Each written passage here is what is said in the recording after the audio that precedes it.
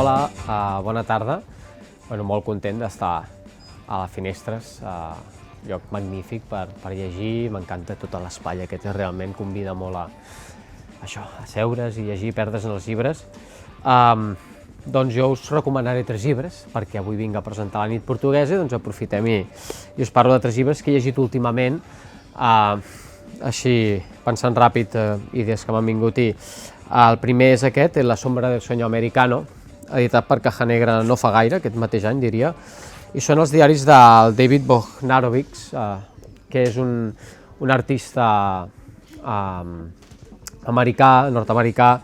que va anar escrivint aquests diaris al llarg de la seva vida, des de molt jove, dels 17 anys, fins més o menys a l'edat que va morir, que crec que va morir amb uns 40 anys de sida, i explica una mica des dels inicis de la seva carrera com a artista, els seus interessos per la poesia, d'una manera també amb una escriptura molt ràpida, molt àgil, i observacions sobre la vida urbana, sobre l'amistat i l'art, en fi, tota una sèrie de reflexions sempre molt quotidianes. Són uns diaris que s'han editat recentment i llavors tenen aquesta cosa realment molt escrites, allò, tal com les entrades estan escrites molt tal com ragen, no? I és un llibre molt bonic per entendre el món de l'art dels anys 80, sobretot a Nova York, que és on va viure ell, i molt recomanable, m'ha encantat. Després us porto aquesta obra mestra de César Aira, perquè jo crec que el César Aira és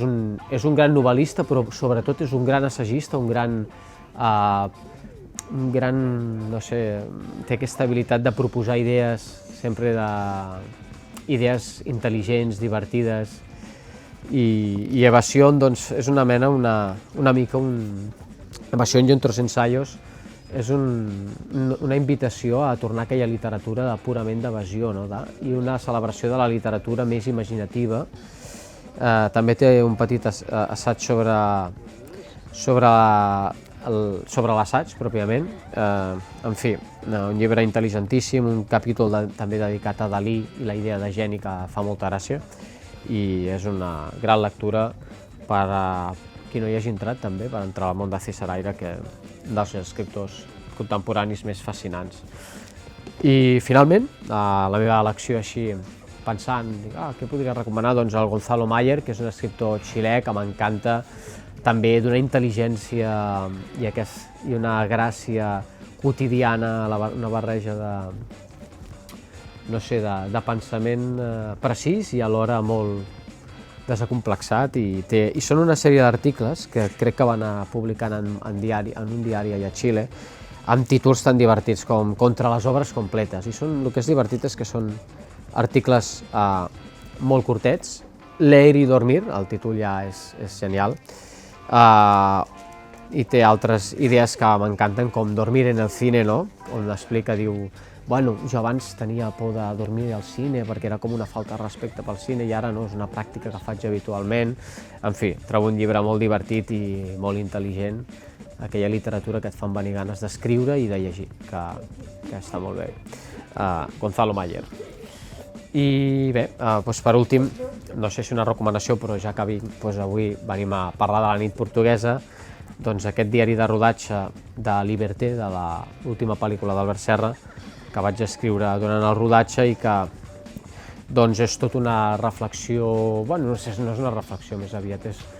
no sé, explicar les vivències de com es fa una pel·lícula, amb totes les anècdotes i les aventures que hi ha en aquest procés. La nit portuguesa es diu així perquè es va rodar la pel·lícula a l'Alentejo, al sud de Portugal, i es rodava de nit. Llavors és un títol que també, alhora que és realista, podríem dir, perquè era la nit portuguesa, tot el rodatge va ser de nit. És un petit homenatge a la Nuit americana, a la nit americana de Truffaut, que també és una pel·lícula sobre el cinema, sobre com es fa una pel·lícula. I, en fi, és un poeta, com dic jo, perdut a la nit del cinema, a qui li vingui de gust conèixer també més a fons tant el cine d'Albert Serra com es fa una pel·lícula avui en dia, al segle XXI. Doncs aquí el teniu, i gràcies per la invitació.